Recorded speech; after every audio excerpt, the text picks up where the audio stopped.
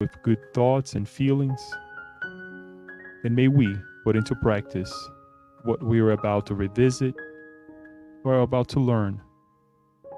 We thank you, dear Lord, and so be it. So, good evening, everyone. Well, good afternoon still, and then evening pretty soon, as we perhaps will be closing this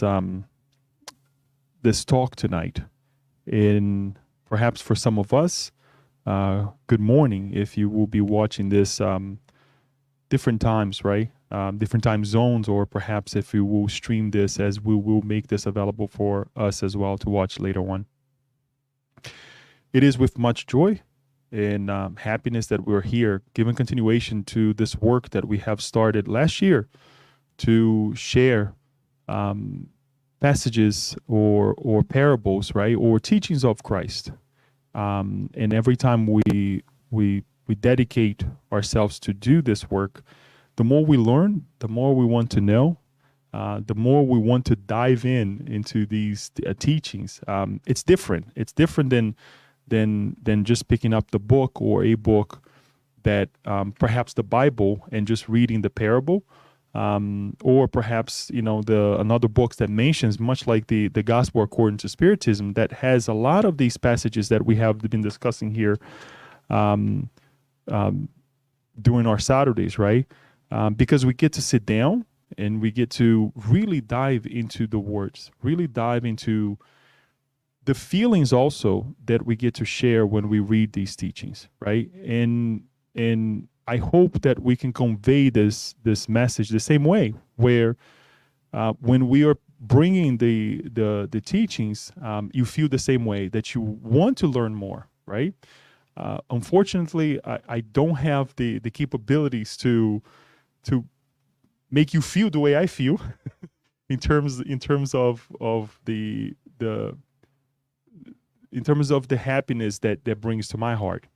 And everything has our own time, right? Everything, we have our own time to discover, to connect with certain things. Sometimes we read certain passages of certain books, once or twice, and then only on the fourth and the fifth time, you're like, okay, I get it now, right?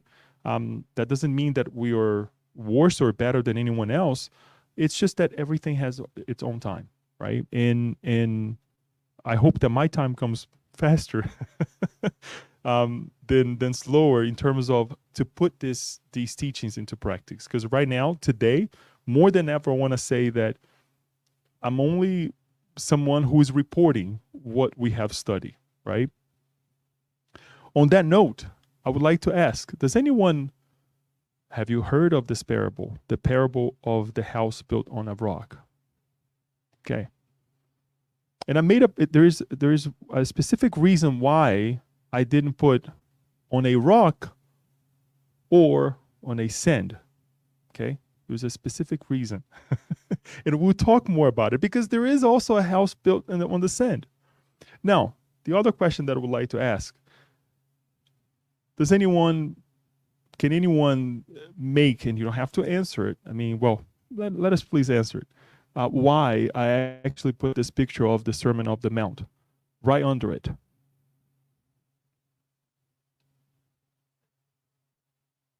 Because it's on a rock? The sermon, they were sitting on a rock. Good answer. Thank you, Agnes. Yeah, Christ on this picture, yes, beautiful picture, is sitting on the rock. Yes, certainly. Okay, that's a good answer. You get a B for it, not an A. Well, the reason I actually brought this this picture is because this is the actual last part of the Sermon of the Mount. And many of the teachings that we have actually discussed here, much like last time when Jesus mentions that we are the salt of the earth, right? We are the light of the earth, was also in the Sermon of the Mount, right? It's inserted in the Sermon of the Mount.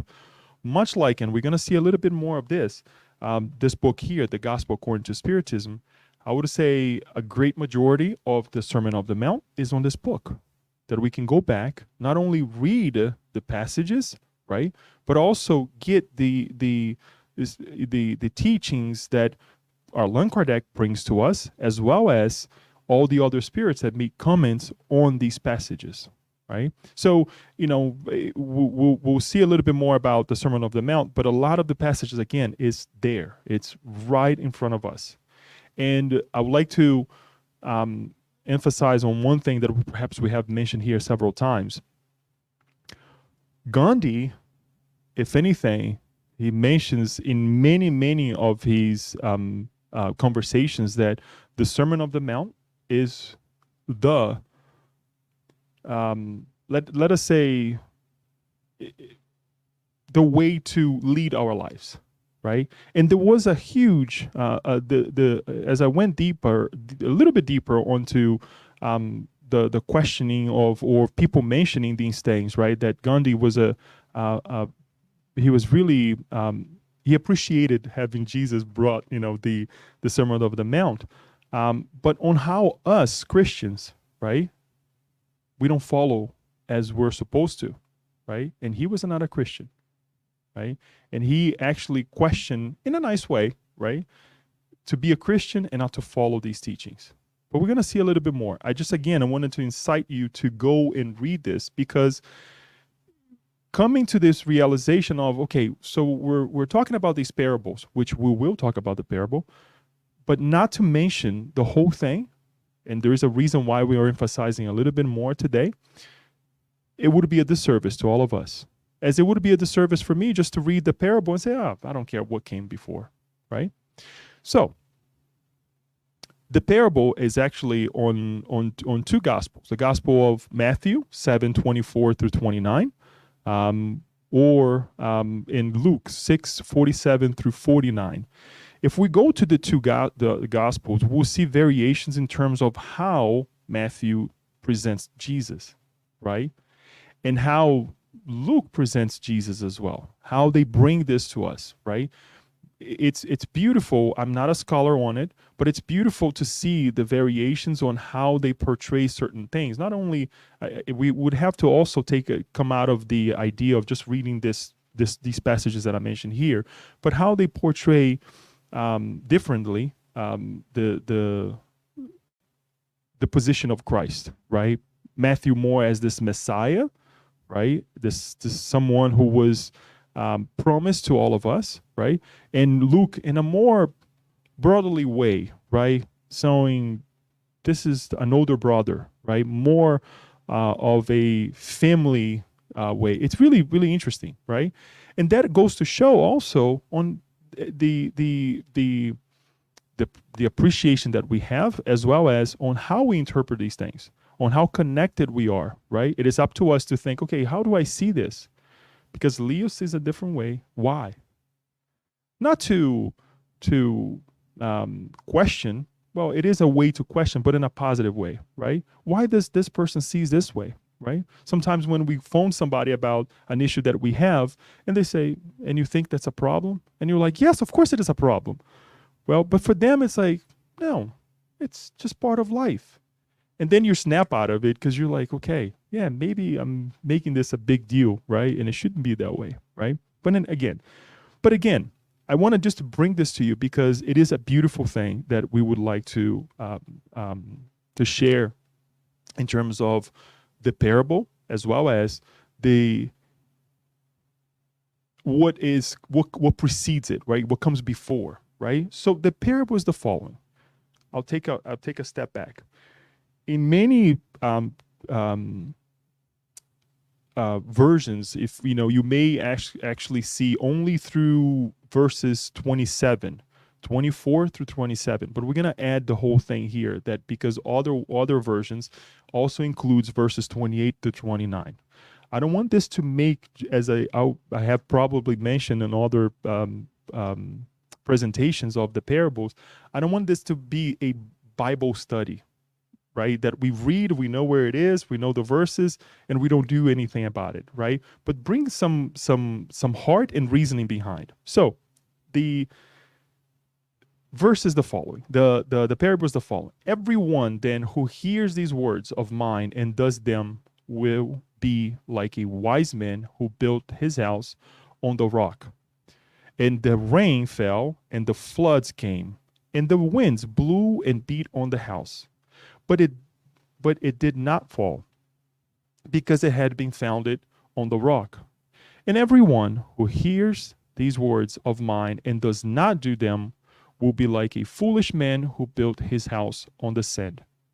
And the rain fell, and the floods came, and the winds blew and beat against that house, and it fell, and great was the fall of it. And when Jesus finished these sayings, the crowds were astonished at his teachings, for he was teaching them as one who had authority, and not as their scribes. So there's a lot to ponder about, right? And we can go on and on and on. But we're going to go on and on and on for perhaps an hour. Because we can go, for several hours, yes. But let us highlight a couple things here, right? And I have done this before purposely, and I think it's important for us to do again, right? We have a person telling us that if you do this way, your house will not fall into pieces. But if you do otherwise, your house will fall. So why? Why is Jesus saying this? Who is this Jesus? Who is this person? Right? Because it's very interesting. It's very straight to the point. Follow me, and you have a great foundation. Don't follow me, guess what? There will be consequences. Well, both ways there will be consequences, but one will be good and the other will not be so good. And then in Matthew, as well as in Luke, we will see this passage here saying that he was speaking because of his authority. He was a man of authority to speak to us the way he spoke with us, which is the whole entire thing. In terms of the Sermon of the Mount, right? And to get to this point and say, if you follow me, this is what's going to happen. If you don't, there will be consequences, right?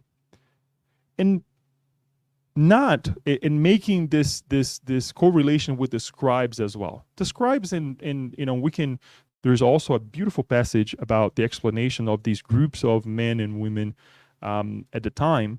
And the scribes were, I would say, a continuation of the Pharisees, right? What they believed, the way they interpreted the law, right? If anything came outside of their interpretation, guess what?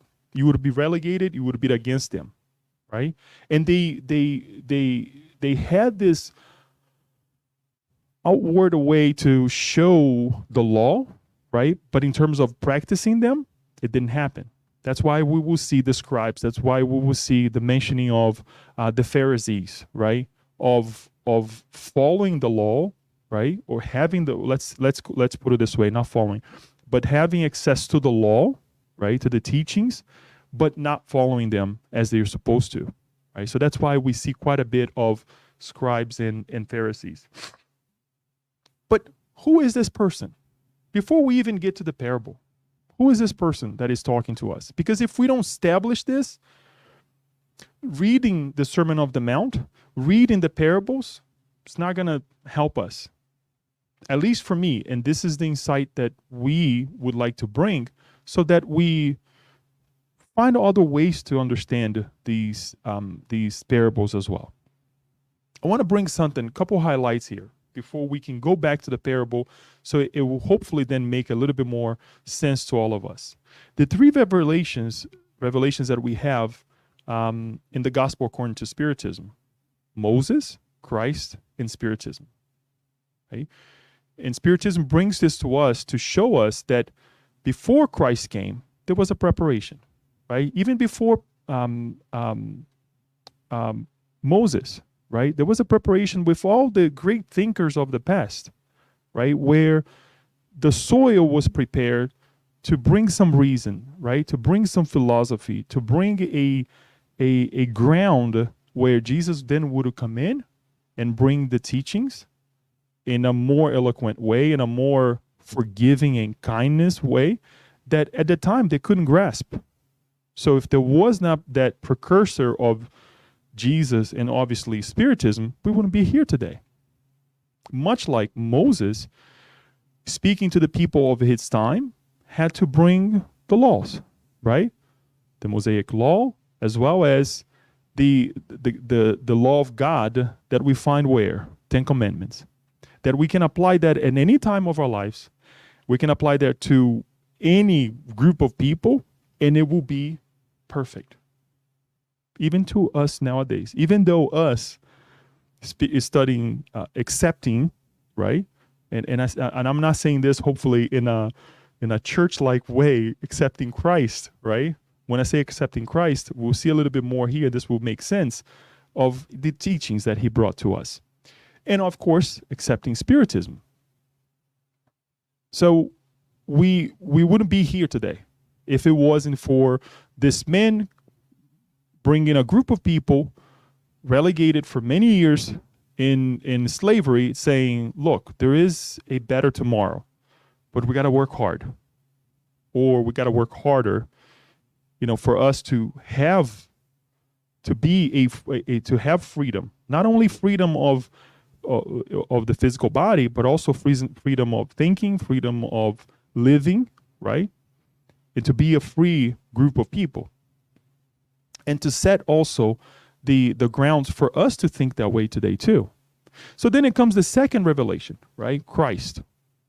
That he comes and did not destroy the law, which is also something that he explains in the Sermon on the Mount, saying, I did not come to can't remember now, it's in Matthew 5, but forget the verse. But he said, I did not come to destroy the law, but to fulfill it. Which they, at that point, right, several hundreds of years after, they couldn't have grasped it yet. They knew it was written, right? Okay, thou shalt not kill, this, and this, and that. But were they applying?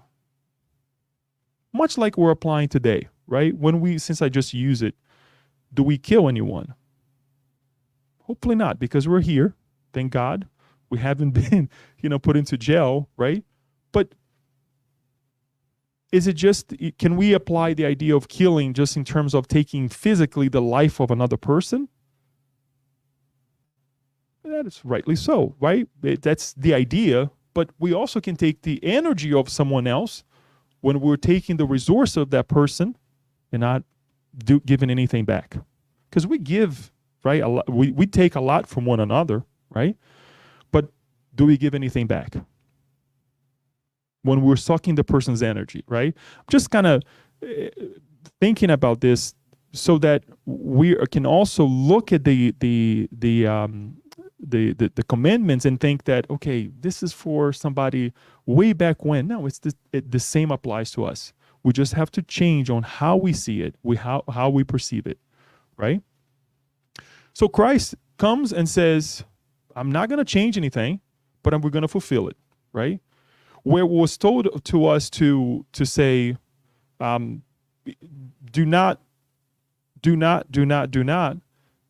Christ comes and say, this is what you have to do, right? Love one another, right? As yourself. Even love your enemies. Can you imagine Moses telling the people at his time, love your enemies? They would not even crucify, do something worse to him, right? Because it was not the time yet. He had to bring laws, and these laws were presented from a point of view of someone who's seen God as a very demanding and punishing God, right? Fear was behind it, and they had to be that way, right? So then Spiritism comes and tells us that, as we just mentioned, because this is not Leo saying, that the 10 Commandments is applicable to every group of people, right, at any time, that Christ comes also to fulfill these orders, and it also helps us understand Christ, the essence of Christ, right, on what grounds he had to say such a thing, right? And then this is where we would like to, if this works.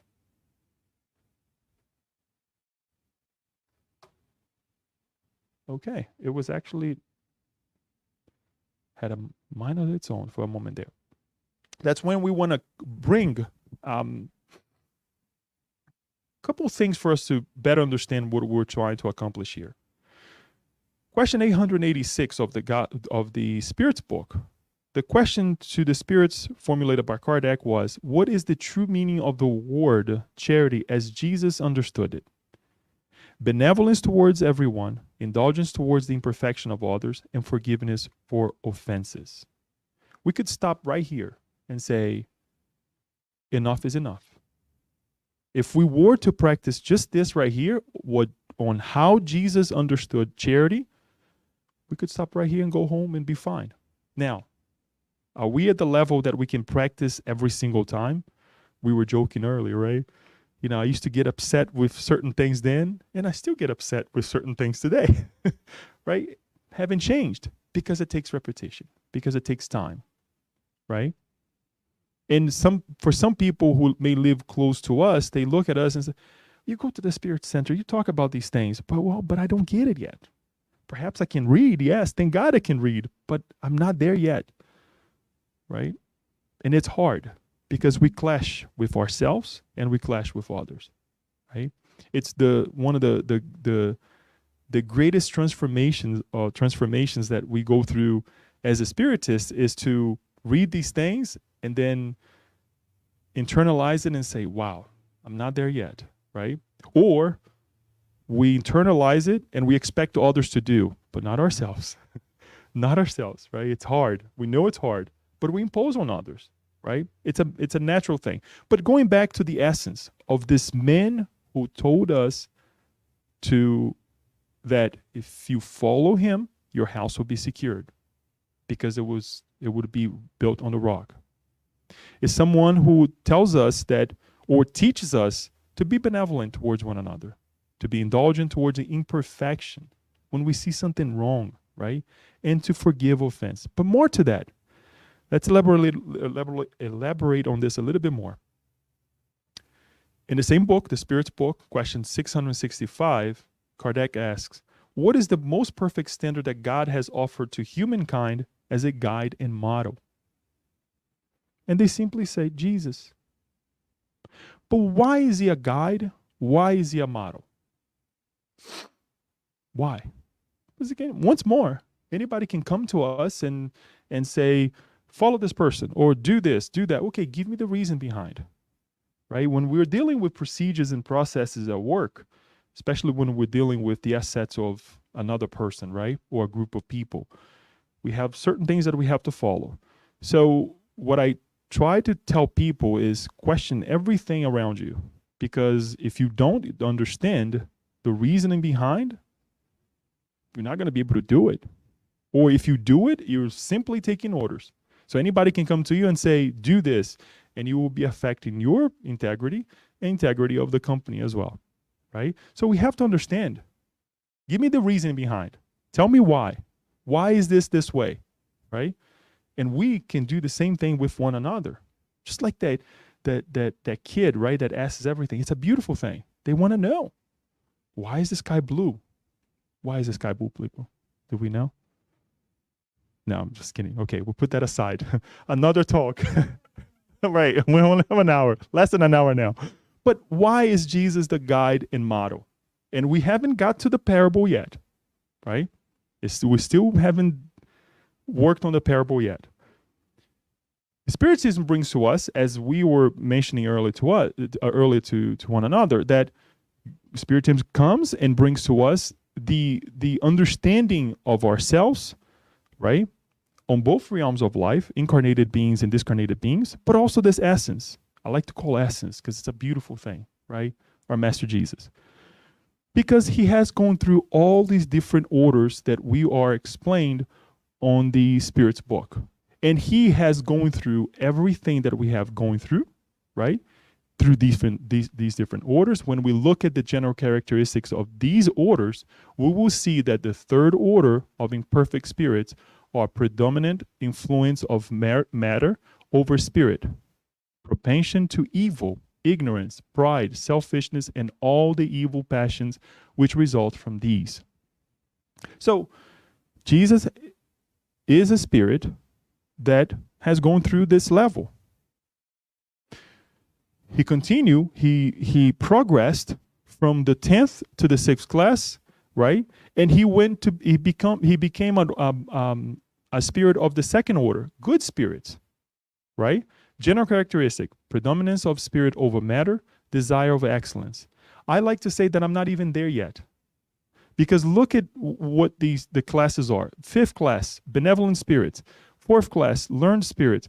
Third class, wise spirits. Second class, high spirits.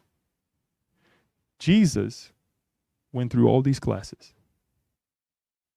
And we're not talking about reincarnating 1 year here today and then reincarnating another 150 years and moving from class 6 to the second class. No. We're talking about thousands and thousands and thousands of years in different planets, in different globes, right? As we also are reminded through Spiritism that and Jesus obviously saying that in my Father's mansion there are many houses. He actually is a spirit of the first order. Not God didn't make him a spirit of the first order, which is the influence of matter is null, a superiority, both intellectual and moral, so absolute as to constitute what, in comparison with the spirits of all the other orders, may be termed perfection. So God did not make this spirit that we call Christ a Christ, because then we would not be believing a just God. Created someone perfect, and here we are, sitting at the SSB right now, listening to Leo. Right? No. He created the same way he created us. Ignorant. Ignorant in the sense that we don't know any better. And we are, with the natural laws inside of us, we can develop it, right? We can become better. So when we look at this Christ that it is the Savior, it is. However, he has done what we have done thus far. And we have to do what he did, right, to get to this level over here, or this order over here. A lot of work.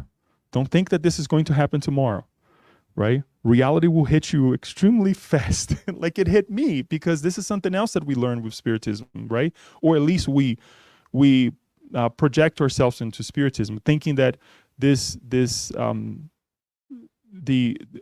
us evolving, morally speaking, will happen overnight. No, it won't. It takes repetition. It takes a lot of work. So I hope that we can understand now the authority that he has to say such a thing, to tell us and help us not only understand, but also believe that he has the authority to do such a thing, right? It's not just somebody who is telling us from the world, right? Say, oh, follow this, do this, right? I was listening to Haroldo Dutra Dias talking about this parable as well, and he says something really interesting. This guide is someone who has done this, who has lived through every single aspect of life that we can imagine, right?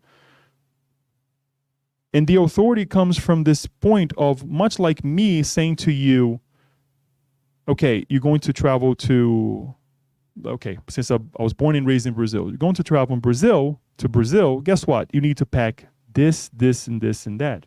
Or if you were to ask me, can you take me to Brazil? I'll take you and present to you the Brazil that I know. Mind you, the Brazil that I know. The Brazil that Leo sees as Brazil, right? Which it may be my hometown.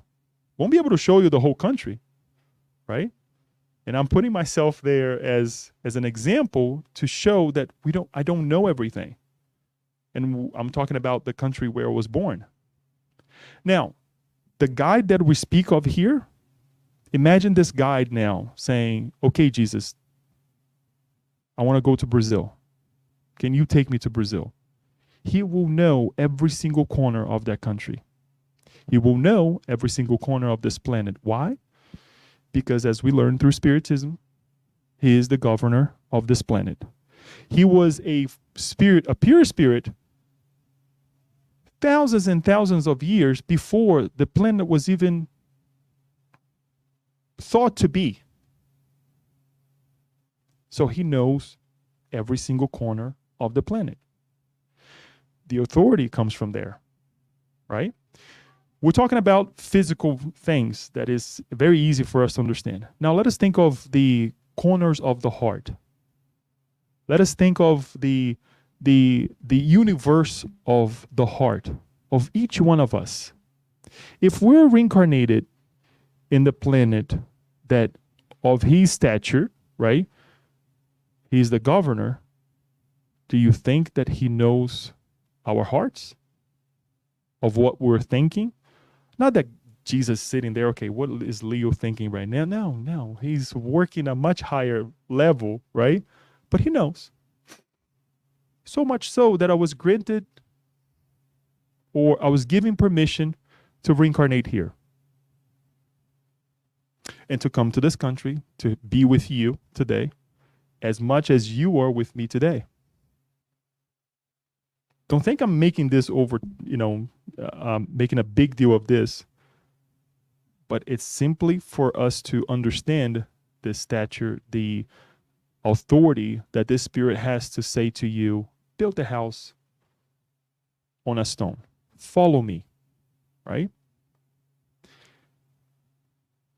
This is the man also that brought to us the greatest commandment. If we go to as I mentioned, if we go to the Ten Commandments, we will see that thou shalt do this, do not do this, thou shalt not do all, telling us what not to do, right? Because we were doing those negative things. And that's great, right? One of the things that I'm very grateful for is to be the third son after two older brothers, because I was given the ability to look at their mistake and say, don't go there, right? Don't go there. Because I found out really, really fast as well that whenever I did it, I was actually in trouble, much more trouble than my older brothers, right? Because it's like, okay, wait a minute. There are some consequences to that as well, because we have to grow, extremely fast, but it's good to be the third brother of the family. So he comes and says, this is what we should do, right? This is what we should do. And the greatest commandment, which is also in the Gospel according to Spiritism, as I mentioned to you, is in chapter 11 in items 1 through 2. It says, the Pharisees, having learned that he silenced the Sadducees, gathered together, and one of them, a doctor of the law, came to him to ask him this question in order to test him. Master, which is the greatest commandment of the law? I'll put a quick parenthesis here. Look, this person who asked had access to the law, interpret the law. Was he actually doing? And he was actually tempting Jesus, but was he actually doing, right? And Jesus says the following: you shall love the Lord your God with all your heart, with all your soul, and with all your mind. This is the greatest and first commandment. And this is the second, which is similar to it. You shall love your neighbor as yourself. All the law and the prophets are contained in these two commandments. Your neighbor as yourself, regardless of who they are and what they have done and what they will do. This is Leo adding, okay? Because this is Leo now looking at this and say, okay, that's very easy for me to love my neighbor, my wife, my kids, right? My co-workers, because I have to put up with them. Otherwise, they call HR on me, right? It's very easy to love us here at work at the Spiritual Society of Baltimore, right? Because we connect with the same desire to become better individuals. But at the moment that somebody transgresses what I think is right, much like the scribes and the Pharisees, what do? We rebel. So are we any different than them? No. But he says more. He says the following: do unto men everything you would want them to do unto you, for such is the law and the prophets. So everything that he's saying, he's fulfilling. All the prophets that came before, he's fulfilling. All the preparation work that was done before he came, he's telling us it's there. We missed the mark, right? Treat all men just as you would want them to treat you. Where in the past, things was like, okay, guess what? If they try to slave you, kill them. Relegate them. Do we do that now? Yes, we do. I just said it. Anytime somebody comes to me and say, Leo, you're wrong. Me wrong? No. I'm never wrong, right? We're not physically killing that individual, right? But we're killing that idea that perhaps I'm wrong. Perhaps I need to see things a little bit different. And that's why I said to you at the beginning, hopefully we will see this with different eyes. Hopefully we will see these teachings, these warnings with different eyes, right?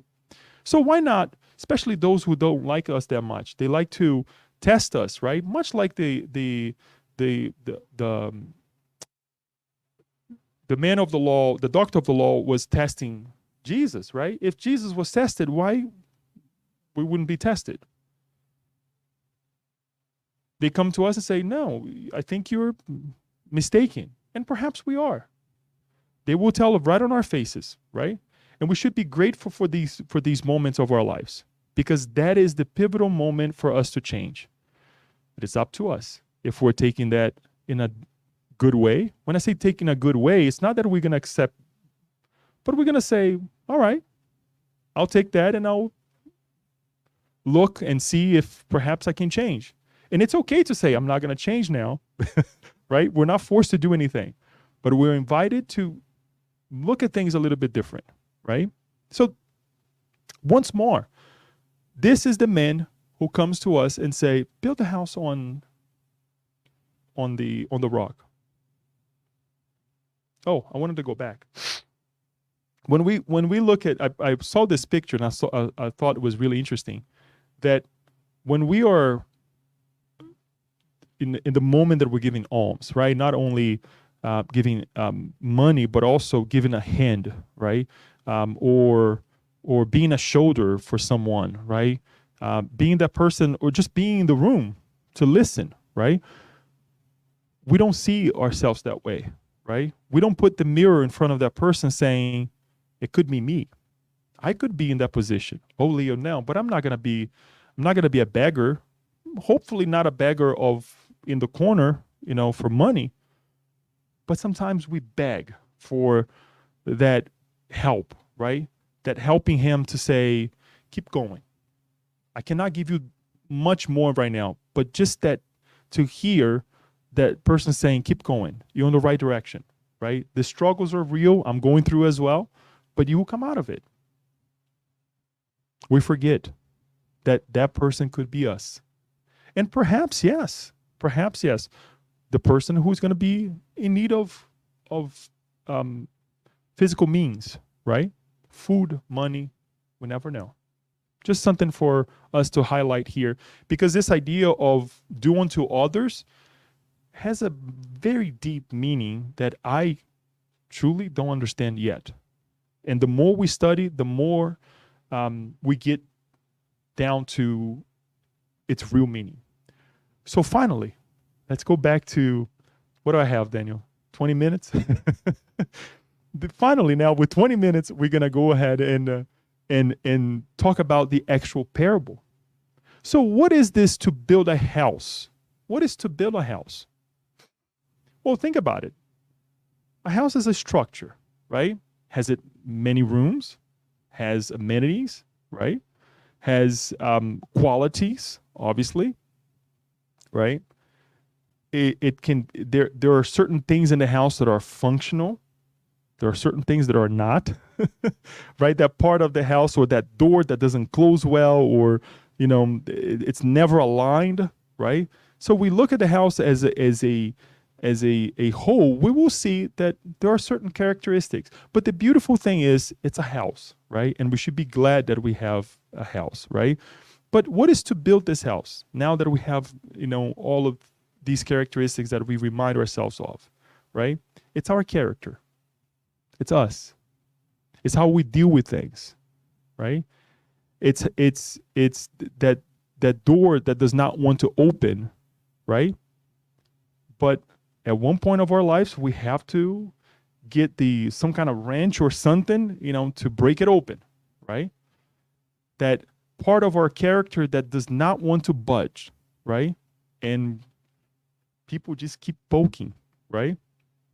Our conscience, subconscious, keep poking as well at it, right? Come on, are you gonna open? Come on, are you gonna open the door? Are you gonna open the door? So it's our character, nothing different than that, right? Because we can certainly utilize this. And I was actually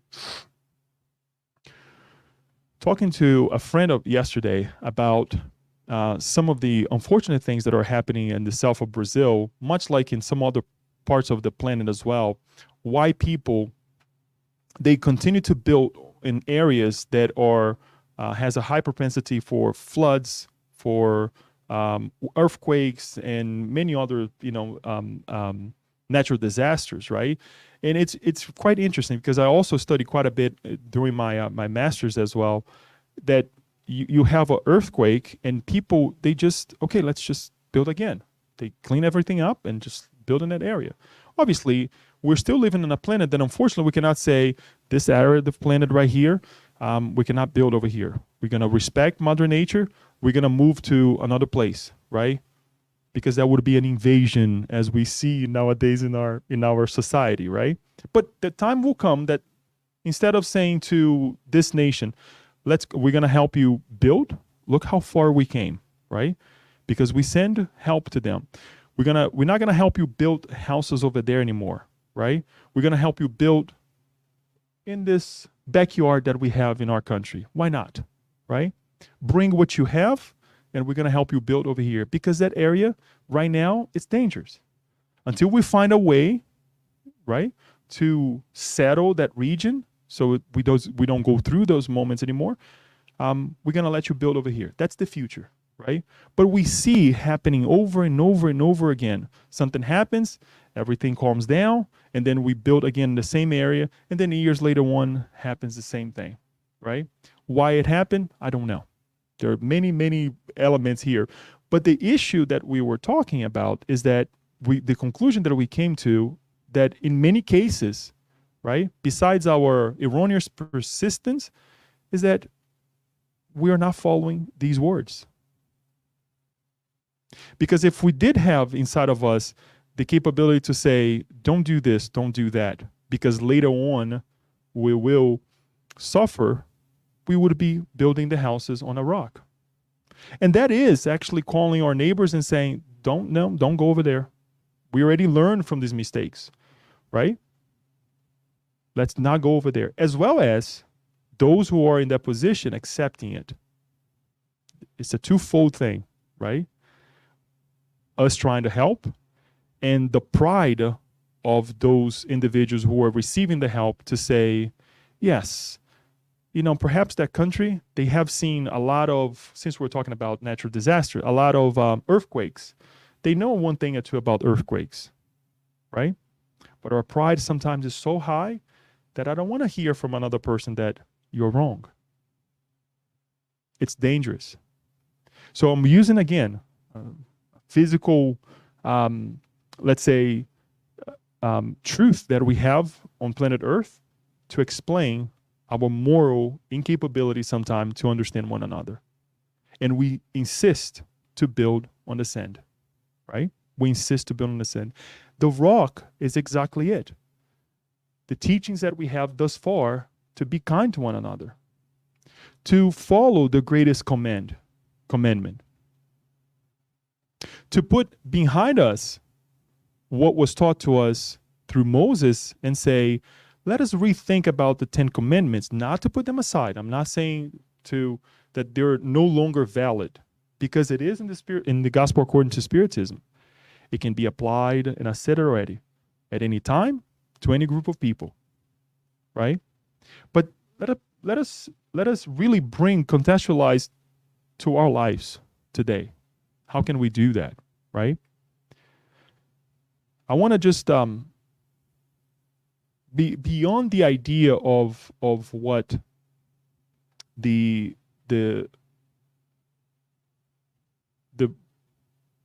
Sermon of the Mount brings to us. I want to also share something with you that I found really interesting for us to share. That is in the Gospel according to Spiritism.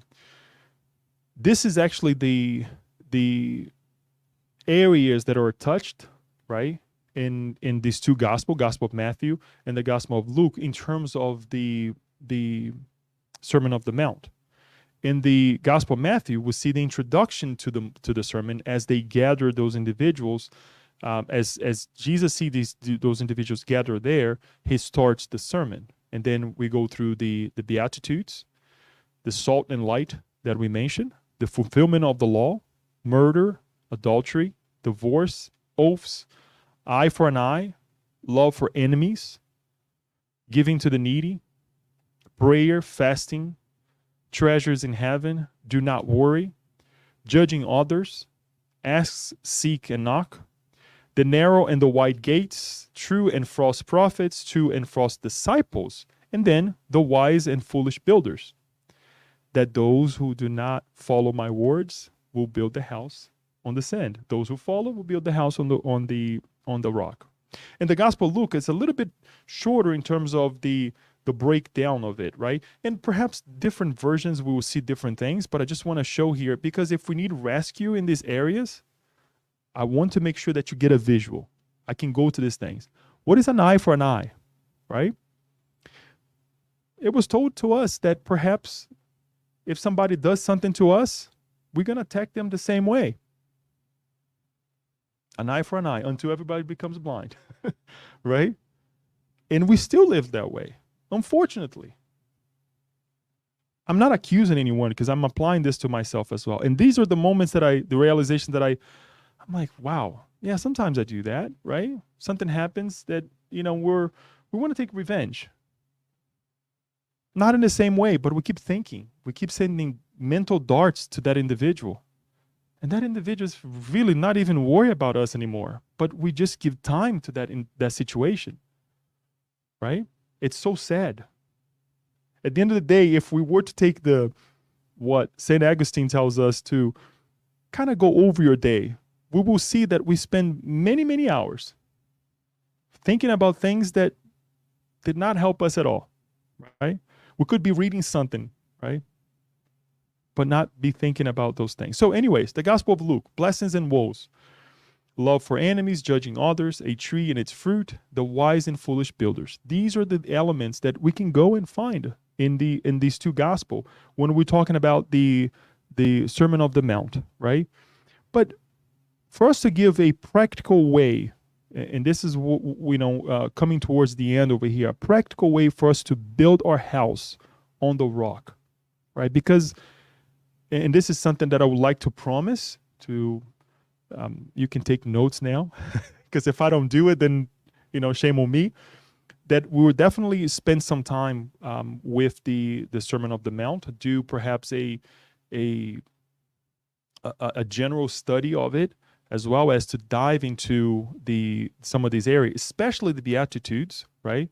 It would be something important for us to do here at the SSB, since we're talking about the teachings, but more to come on that. But definitely something that we're going to talk about it, but to give something practical that we can go home.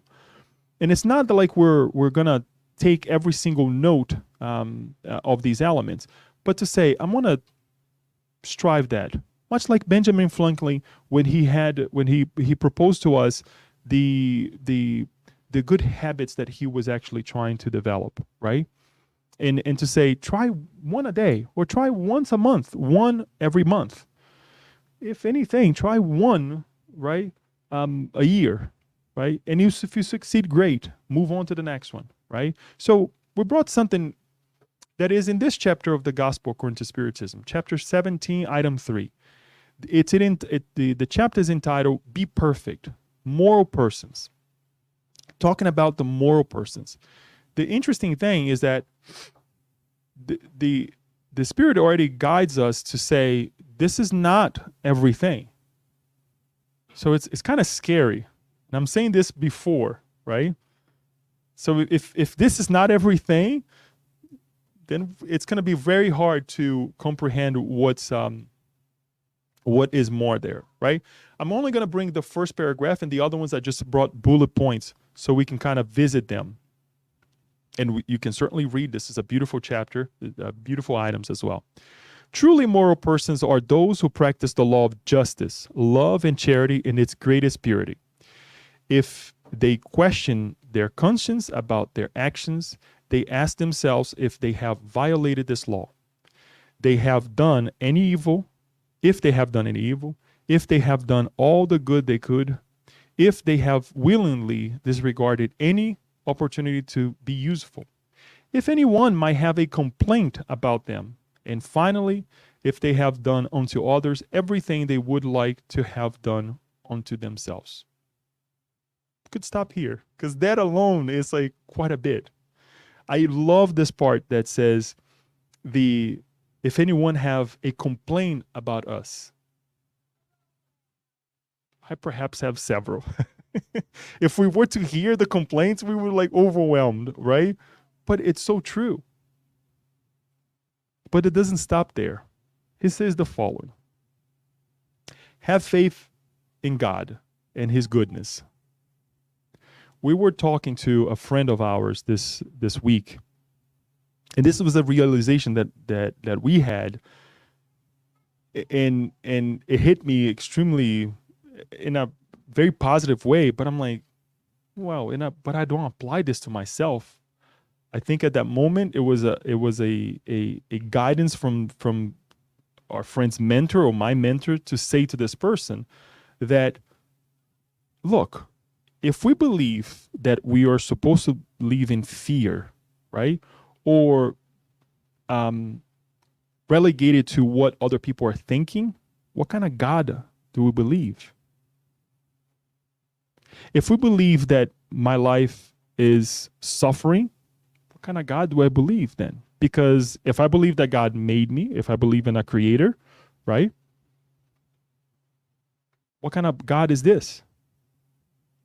So when we say have faith in God, is that the God that Jesus brought to us, the Father. Even if we believe that it is that very difficult, imposing Father, because that difficult, imposing Father wants us to do well.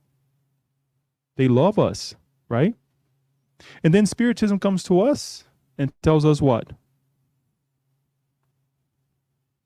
What's the answer of what is God? Huh? First cause of all things, right? First, the supreme intelligence. We can go again for hours talking about the idea of the supreme intelligence. But for sure, reason tells us what? That God does not want us to be unhappy. Yes, there is a level of happiness that we can share amongst ourselves here on planet Earth, but for sure it's not going to be being a unhappy person, right? Just not to say worse things. That's number 2 there. And again, I was just summarizing very little. Have faith in the future. It's beautiful to believe in God, but if we don't have faith in tomorrow, I don't think we would be here today. We would be doing something else, right? If we were to believe that tomorrow is the day that I'm going to go to the other side, if we believe on the other side, right? Because even if we believe on the other side, we know that there is a future, right? So the kind of like it negates the idea, right, in a way. But if I don't believe that there will be a tomorrow for me on either side of life, why would I have to worry about becoming a better person? Once more, reason tells us that let us prepare ourselves, that in case I have to departure, that I'll be doing well, right? Know that difficulties are temporary trials and expiation, and accept them without complaining. And we see this in the Gospel according to Spiritism, but there is a case, and I forget, Kirsten is not here to, she remembers better than I do. In the book Action and Reaction, there's a chapter, I don't remember the chapter and the case to be specific, the entitled Expiring Debt, right, Daniel? Expiring Debt. And we were explained by Andrea Luiz that whenever we see a situation, number one, from the Gospel according to Spiritism, I just remembered, number one is whenever we see that we are going through a very difficult trial, guess what? That is a great thing that is happening in our lives, because we are moving quickly towards perfection. Perfection that is far, yes, but we're taking that leap, right? And if it is presented to us, is that God believes God gave us the ability to do so, right? So we can do it. And number two, if we take that trial that is in the again, going back to the book Action and Reaction, if we take that trial well, and yes, we see that those are the moments that we sometimes we're down, we're working hard and all. It's not that we're smiling, people, right? But at least we accept that is an expiring debt. That is a problem that perhaps we're rescuing from the past, or we ask as a trial that is expiring. It's soon to be over, right? So let us look at them and accept them well, without complaining. Do good without expecting nothing in return. We have heard of it, right? If we have a hidden agenda, let us switch. What if somebody is helping us with a hidden agenda, expecting something from us? Would you receive the help? We don't have anything to offer it. And if we do, and I'm not calling anybody mediocre or whatever name we want to call it that, but you're signing a contract that you cannot abide to it, right? That you cannot deliver to it because you don't have what that person wants, or we shouldn't be giving of what that person wants. So if we flip the coin, it's very easy for us to understand. And sometimes, many times in our lives, we sign these contracts, right? Find satisfaction while serving others. Do for the sake of serving others, because it's good, right? It's the most amazing thing when we receive help. Again, I'm flipping the coin again, and the person is doing willingly, right? We have the understanding that is a great sacrifice, right? Our parents, right? The way our mothers treat us with that sacrifice, right? And if we were to do the same thing towards others, even though we cannot even get closer to that, the way they treated us, but it's just an amazing thing, right? To make people feel secured, to feel that they are being guarded, right? They're giving a hand. Be kind, humane, and benevolent towards everyone, and treat everyone as brothers and sisters. Yes, you may believe in this, may believe in that. You may be affiliated with this political party, I don't care.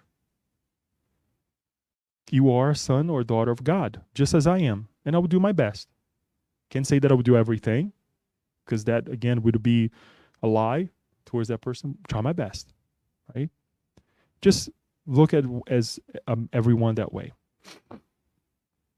And I just mentioned, right? Respect everyone's convictions. And these are bullet points. But if we go to this chapter, you'll be able to read again. Respect everyone's convictions.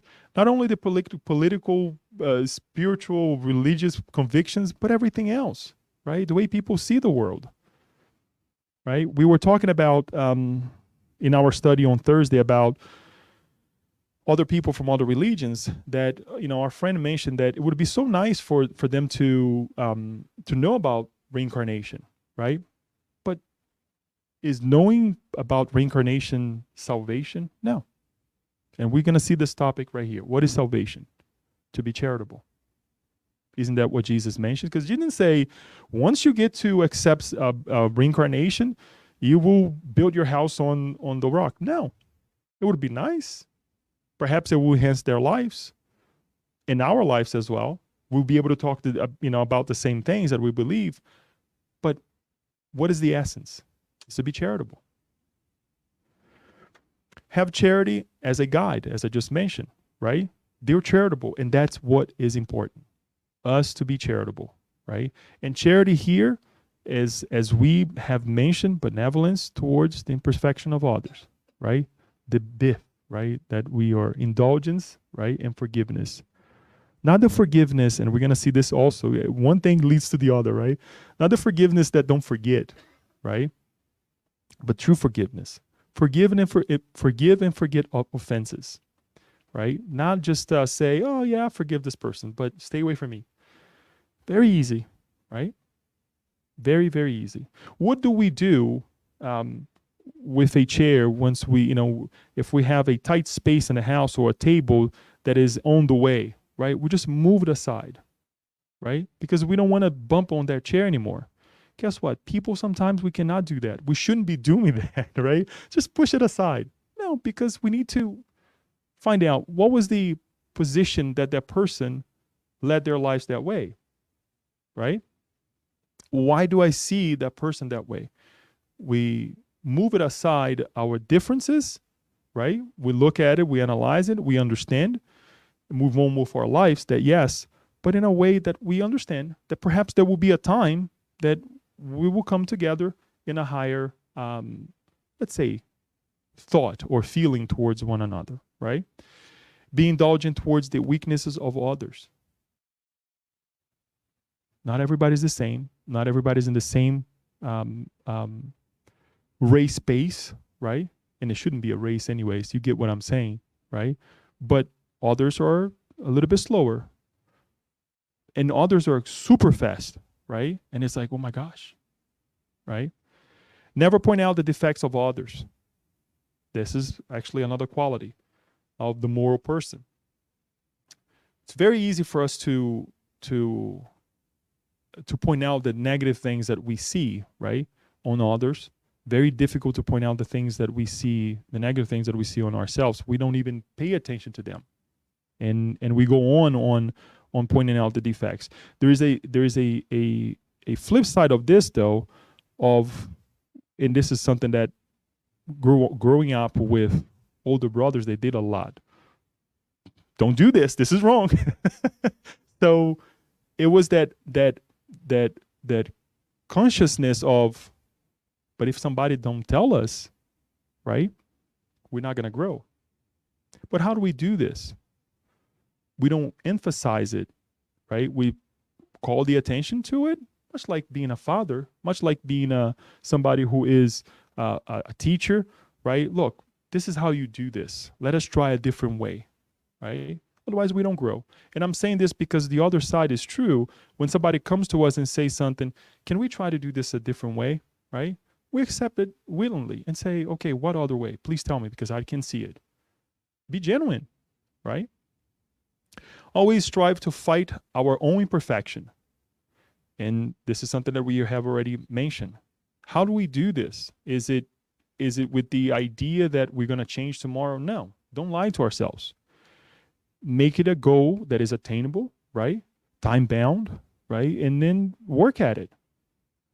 Never exalt ourselves, but the goodness of others.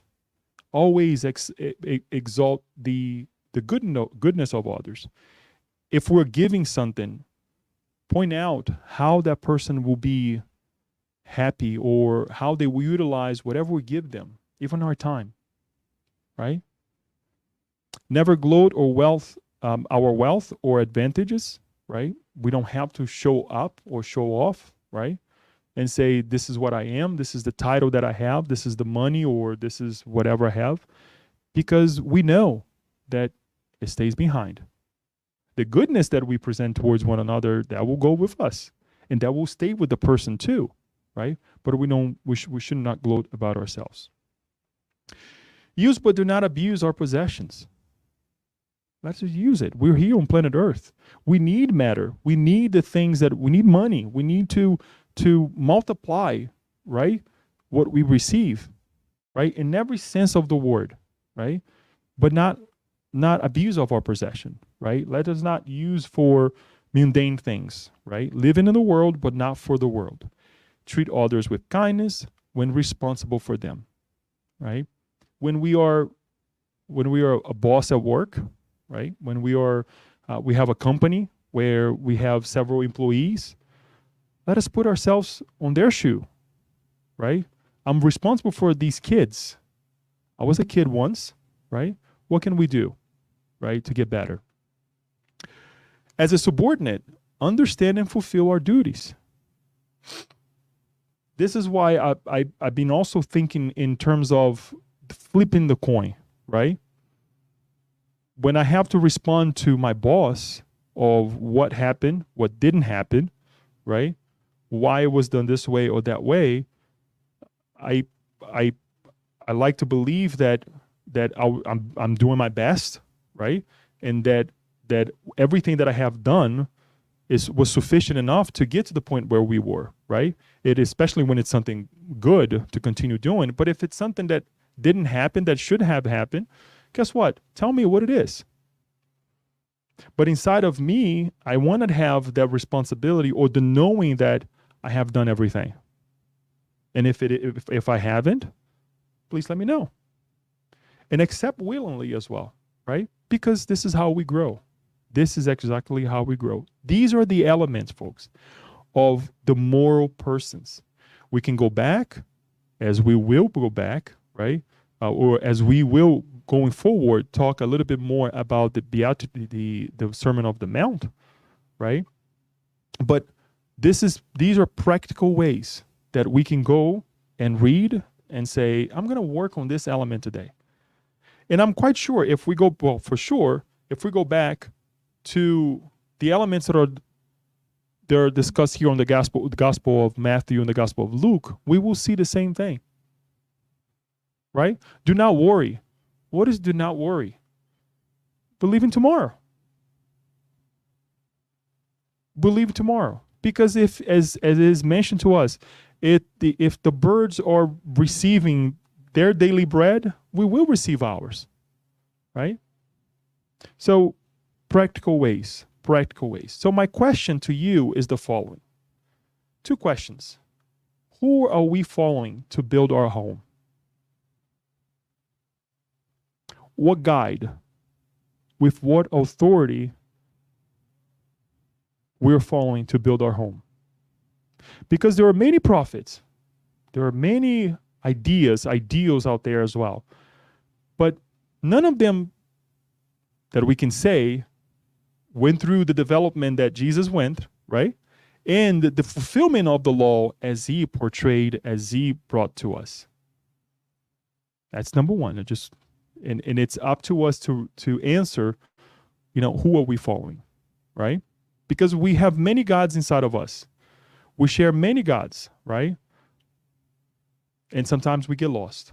And finally, where are we building our homes? I'm sorry. I forgot the we there. Where are we building our homes? Because sometimes we hear the words, right? We read, but at the end of the day, are we practicing? Are we truly building them, right? Or building our character on a solid foundation, right? Or is it a foundation that's going to be shaken by the first issue that I have, right? Or I face as well. So it's important for us to, when we are giving when we are whispered things, much like we see in the cartoons, right? The little devil and the little God on the other side, and we whisper things, right? That we analyze it, we question. Is this sufficient for me now, what I have in my hands right now? And we can say it's never sufficient. We always can strive for more, right? It's like that thing, okay, you're in a dangerous situation, fight until the end, right? If you cannot walk, guess what? Crawl, right? If you cannot run, as Martin Luther King says, if you cannot run, walk. If you cannot walk, crawl. Fight until the end, right? But then we also have to take that a step back and say, is this enough for what do I need to do at this moment? Sometimes it is. Sometimes it's that the headaches that we impose on ourselves and impose on others as well, that later on we'll see, wow, I had it so easy, right? And then our houses also crumble. One more final thing is for us to believe that we are or what we're not yet. Right? Thinking that just because we read these things, just because, and I'm speaking mainly for myself now, just because we read these things, that we come in contact with the reality of spiritism, that we accept the other world, we accept there was a past, that there is a present, and consequently there will be a tomorrow, right? And we think just because of that we're perfect, that we know everything. No. Again, reality will tell us otherwise, right? That will be our family members, our friends, situations that will happen in our lives, right? And that's not for us to feel discouraged, but to truly put ourselves in our place and to be more humble, right? To be humble of heart. That is the message that I have for all of us tonight. And I thank you for this, paying attention to this. As I mentioned to you earlier, it is important for us to go back to these parables and say, okay, where was Jesus saying this? To whom was he saying this, right? And we added another element that we said a little bit the last time, right? When we discussed the salt and the light of the world. That what authority Jesus has to speak to us about what he spoke to us about, right? What was he, where did he come from? Is he any different? And if he's different, why? So those are the elements I would like to open up for questions, comments that we may have. Even though our spring here in Maryland hasn't been flowery like this, right? Or blue sky, right? Has been very rainy, but hopefully that will change. We hope that we can see the flowers a little bit more when the sun comes out. Thank you. Thank you, Leo. Very insightful presentation. A lot of information there. Food for thoughts. Because of time, I'll give you 5 minutes to answer a couple of questions. Okay. So we have a couple of comments that came online. I'll post here. You can put over there if you wanted to see it. There is a comment by Alba. She says, "Wow, authority, moral authority that is lead not by imposition but by the example of love." That's when we mention about, Jesus' authority. And we have another comment by this person, Ebony Paris. And you can read over there if you want. I think the sentiment of fraternity and cooperation is written and felt within the parable of the house built on a rock. Oftentimes we make the mistake of building our house by ourselves and struggle needlessly. We need to help and support each other. We need to rely on Jesus as the governor of this planet. And we certainly need to cooperate with God in the building process. Very much so. And I'll go back to what Alba mentioned in terms of the love, right? It is the love that we don't understand, that was actually brought to us by the prophets, by the first revelation, but we don't understand yet. As well as what, you can leave it there, Daniel, real quick. As well as what was Jesus mentioned in Spiritism as well, still brings to us, and we still don't understand, right? This idea of love. And it takes time. Like I said at the beginning, everyone have their own time. I have my own time to understand certain things. It's difficult, yes, but you're correct, Ebony, in terms of the helping one another, right? One of the elements that I find difficult as well, and I'm using me as an example. That is why I propose several times here, putting me on myself on the as an example, is that it's very hard when we received a help, because we think that help is to receive what we want, right? Rather than receiving what we need. And sometimes we want to bring what is needed for one another, right? And the other side doesn't accept. And again, I'm applying this to myself, right? Because think about our mentors right now. Is he or she, whichever way you want to go with that, are they giving it to us what we want? No. They're certainly, for sure, giving it to us what we need. What is needed at this time for my evolutionary path. Because if I were to receive what I want, perhaps I wouldn't be here speaking with you right now. right? So it's important for us to apply this on both sides. Obviously, yes, we have to go and we really have to give the 150% of ourselves, if not more, right, to help others, right? But we also, when we're receiving our help, let us receive willingly, right?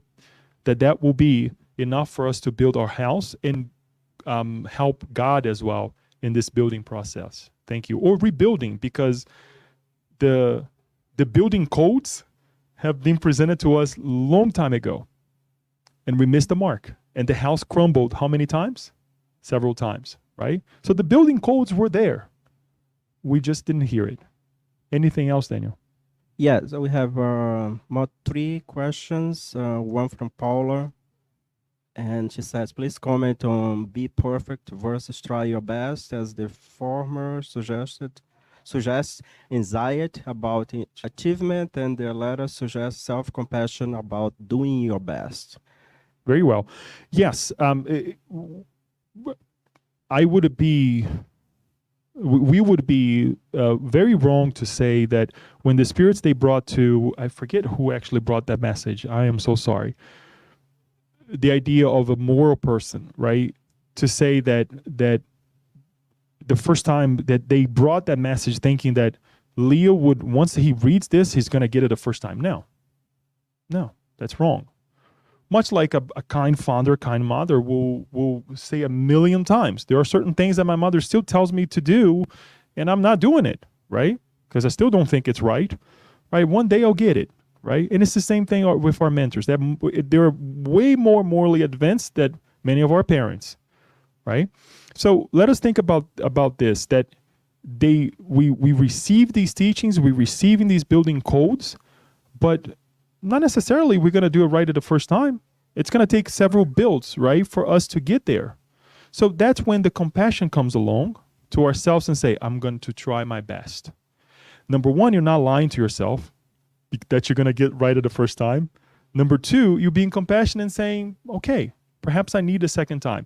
Now, the feeling side of us of I tried my best should be very genuine and very persistent. Not saying, I'm just going to try. No, do it with heart. Do it with kindness, especially because it's for ourselves and it's not being selfish or anything like that. No, it's for me. I want the best for me. If I don't want the best for myself, who will, right? There are many, obviously. I shouldn't even say that, but hopefully you get the point there in terms of the idea of being compassionate or just being persistent, right? Hitting the nail the wrong way. No. Take our time. 2 more questions, Leo. Very quickly, these 2, okay? Daniel's rushing me, people. Yes, because of time. Thank you, Leo, for bringing to us these practical tools to build our moral house in the rock. Do you have a suggestion when we find ourselves derailing from this teaching, how we can go back? Read more. Read again. Simple as that. Just the essence is there. The read the code again. Go back to the Sermon of the Mount, right? We read the last passage of it. Well, what comes before? What did Jesus say? Right? These the moral person guidelines in the gospel according to Spiritism, right? If we are from another religion, we don't have to be Spiritist. I'm quite sure there will be guidelines that you can read as well, with one exception that I would add. The final part of the commandments that in many other religions, in many other teachings we don't see, which is do unto others as you wish to be done unto you. That changes everything. Because the moment that I go and I say, and somebody's teaching me that, you know what, you should defend yourself. Okay, defend yourself, but doesn't mean that you're going to attack that individual. We would talk about Gandhi. Gandhi had a very interesting way to deal with problems. No attack, right? No attack, nothing. He didn't put himself in a way that he would attack the person back. He was entitled to certain things, and he mentioned that he was entitled to, but he didn't fight back. He didn't slap anybody in the face. He said, no, I'm entitled to this, and here I will stay, right? That is the idea. Do unto others as you wish to be done unto you. One more, Daniel. This parable in Matthew comes just after his warning about true and false prophets. Don't we already know how to discern about the two, about the false promises? But we want to live on illusions, on impermanence, like the Buddhism says. Or Jesus warns not to build on the sand. Why is that stubbornness? Very well, Yasko. And thanks for following Yasko too. Yes, that is true. It's also mentioned there, right? It's the wide doors instead of the narrow doors, right? It's the easy way out, right? It's what excites us right now. It's a level of maturity, moral maturity. That is why we're living this way. We're still dwelling and dealing with two issues as we learn with Spiritism, which is pride and selfishness. We think that we are more than, on one side, we think that we're more than others, and on the other, we think that we're more than God, right? It's a simple thing, very simple thing. When I say simple, it's right in front of us, but it takes time. So the realization will come about whenever it comes about. And that's a little bit of being compassionate with us and with one another as well. Is that it, Daniel? That's everything. So thank you, everyone. Once Comment more. here. Yeah, I'll Question? get there. We thank you for listening and bringing this to heart, hopefully. Any final comments? Question. Okay, good. Thank you, Leo. We got the That's message. great. No, I'm just kidding. Go ahead, Daniel. What was that? No, I just thank you for put this together. Of course, there is many way to interpret this passage, right? I was thinking about when you talk about build on the rock, I was thinking about also have knowledge of the place you are building. Like to build a house in a rock is not a piece of cake, right? It's easy to build in a sand. For example, if you have like a toy, a house that's a toy and try to put in a rock, it's not common sense, right? So yeah, I mean, like definitely the message is more in the moral side of the teaching of Jesus. And I like this metaphor or analogy that he put together. It's easy for us to understand what he's trying to say. So One thing before you finalize is that we talk a lot about Jesus, but we know that this planet have 8 billion of people. Not everyone is Christians. So when I know you touch a little bit about, the guidance model, but the guidance model for Christians, right? Because there are people that doesn't follow Christianism, and Jesus probably is not the guiding model for them. So how will you comment on that? I'll repeat again, but I want to go back to the even when we're building something like a toy, right? We're building something on the sand, right? But as a kid, the sand is what you have. But what do you try to do? You try to smooth that area, right? And you pack the sand a little bit, right? Reason tells us if you just, and this is for kid reasoning, if you just put it over there, the water comes and will crumble, right? Everything that you have built before, right? But if you pack the sand, right, which actually there are building, not codes, but techniques in order for you to build on the sand as you pack the sand, so you make it as hard as possible to a depth that will sustain the weight, right? We have weight to calculate these things. To sustain the weight that is going to be put on top of that sand. So that can be done nowadays. But reason will tell us that you pack the sand a little bit so that the foundation, right, is on its, let's say, on the right place, right? And it's the same thing with us. So why are we building on the sand? Lack of knowledge, lack of acceptance of what Jesus have mentioned to us, right? What Jesus had brought to us.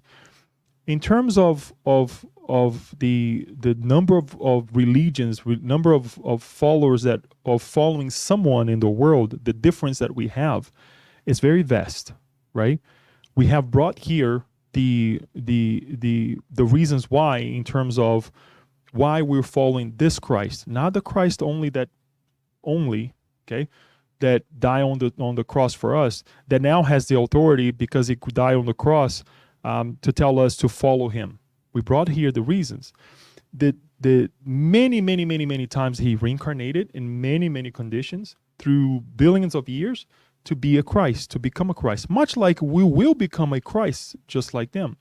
The prophet that came and helped us, and they do still help us, right? Perhaps we don't have any information that they did that. They are way more evolved than we are, but they have gone through this internships that we mentioned here, right? The internships. Can we follow them? Yes. There are many beautiful things in many other religions. Joanna de Angelis and many other Spiritist authors, they mention the different gospels that we receive, the different teachings that we receive from those who follow Christ as well. But our alert, and as I'm alerting myself, right? Anything that we would like to follow, if we add at the end, do unto others as we wish to be done unto us, you can't go wrong. Because the moment that you're going to be hurting yourself, hurting others as others would be hurting you, then you won't do it. And this is Christ telling a group of people who were told to take an eye for an eye. This is the Christ that we follow that brought us way closer to God as a father, not as a mean and punishment man sitting somewhere and punishing others. So that is the message that we would like to leave you guys with, and hopefully help you understand that there's nothing wrong to follow other things. But how we bring to our lives, and we also bring to the life of others, will make a difference. Thank you.